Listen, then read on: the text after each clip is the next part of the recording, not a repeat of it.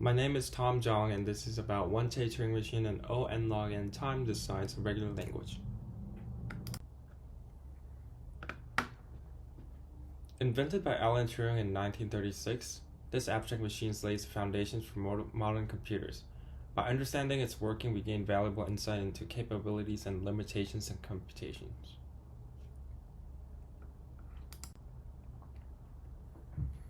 Here are some core components of the Turing machine. The Turing machine is an ingeniously simple yet powerful model that describes the workings of a modern computer. It operates on three key components: an infinitely long tape, a read and write head, and a control unit. The tape acts as the machine's work area, storing data on squares. The read and write head, akin to cursor, interacts with the tape, reading symbols and writing new ones as instructed. Finally, the control unit, the mastermind behind the operation, keeps track of the machine's internal state and determines its next move based on a set of pre-programmed rules, which is usually left or right or stay. The Turing machine operates in a well-defined cycle. It begins in a specific initial state, with the head poised over a symbol on the tape. The control unit, consulting a pre-programmed transition table, determines the next course of the action based on the current symbol and state. This action involves writing a new symbol on the tape, potentially replacing the existing one, transitioning to a new internal state, and moving the head one square left or right. This meticulous cycle continues until the machine reaches a designated halting state that determines the completion of its task. A Turing machine can be visualized and its functionality can be turned into a state diagram, as shown in this diagram. Let's dive into the concept of regular languages. Regular language is essentially a set of strings that can be defined by a finite set of rules. These rules can be represented in various ways, such as finite automata or regular expressions. Finite automata, or FAs, are simple computational models that can recognize regular languages. They work by reading a string symbol by symbol and determining whether it belongs to a language defined by the automaton. There are two main types of FAs: deterministic finite automata, or DFAs, and non-deterministic finite automata, NFAs. Both types are capable of handling regular languages, although they operate slightly different in terms of their transition rules. NFA has an additional epsilon transition, and NFAs can be converted to DFAs. Regular expressions provide a concise and flexible way to specify the rules of regular languages. They offer a compact notation for defining patterns that can be matched against strings to determine membership in a regular language, such as the substring shown in M1 on the diagram. So in summary, regular languages can be described and recognized through various means, including finite automata or regular expression. These concepts form the foundation for understanding the computational capabilities of different types of machines, including Turing machines. Now we will look into how one-tape Turing machine running in O n log n decides a regular language.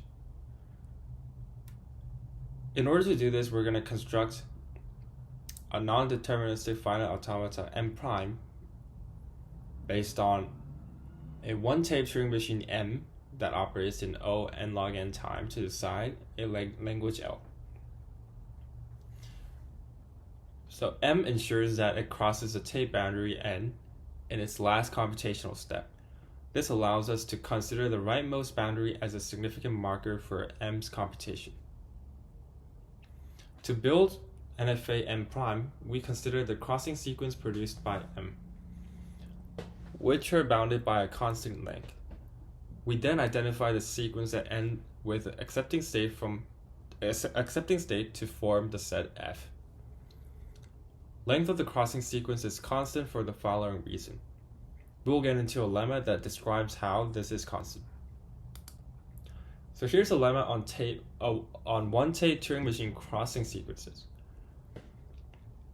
I'll simplify this lemma that describes the behavior of a one-state Turing machine with a specific time complexity function and related functions. We have two functions, t of n, which grows slower than n log n, and gn defined as n log n times t of n for n greater than or equal to 2.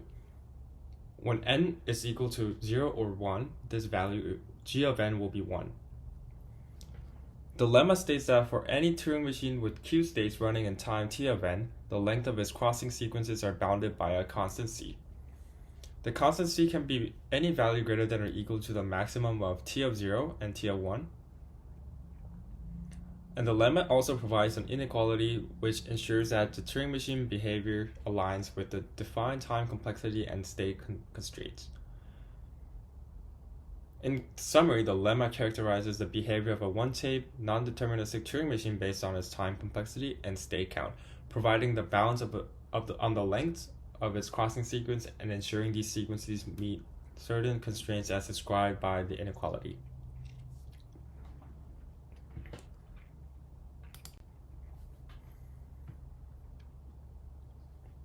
Now, the NFA M prime is constructed using S, the set of crossing sequences, along with the new state Q of S. If M accepts the empty string epsilon, we add QS to the F to account for this case. F as in final states.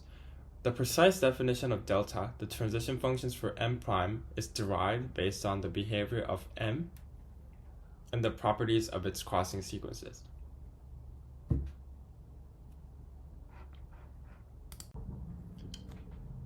Let's clarify the role of zeta in the construction we discussed earlier. The symbol zeta represents a specific computation or configuration of non-deterministic Turing machine M on a given input string W. It essentially serves as a snapshot of M's state transitions and tape configuration during its computation.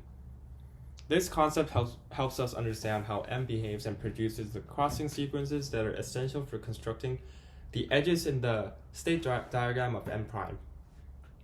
In simpler terms, zeta provides us with a detailed view of M's computation at different stages, allowing us to identify the necessary transitions and sequences for building the non-deterministic finite automata M prime. So here's how we're going to construct the edges in the graph of M prime. For each C in S, and for each A in sigma, if there's any input W starting with the symbol A, and the computation zeta on M on W producing C at boundary 1, we're going to create an edge from QS to C within weight A.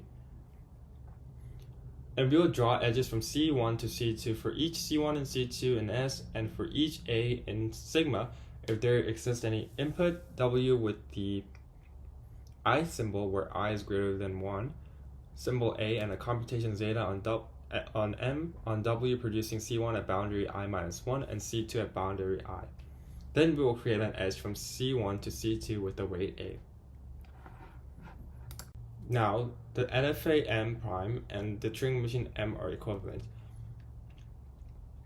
Let's simplify the relationship between Turing machine M and the NFA M prime in terms of this accepting input string. When M accepts an input string W, M prime also accepts W by a following sequence of state machine M produces during its computation.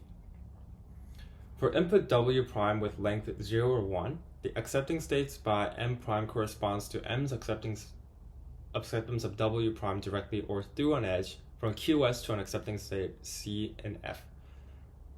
This can be described from the previous slide where I described how we are constructing the edges.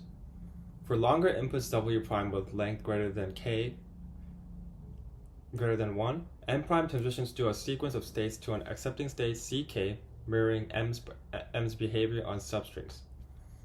In essence, M and M prime's accept the same language L, confirming that L is regular. It is clear that M on a computation zeta produces a crossing sequence at the boundaries 1 to K respectively. Hence, the computation zeta on M on input W prime is accepting. To sum it up, the Turing machine M and the non-deterministic finite automata M accept the same language L, thus L is regular. Here are some related topics. Here are the citations.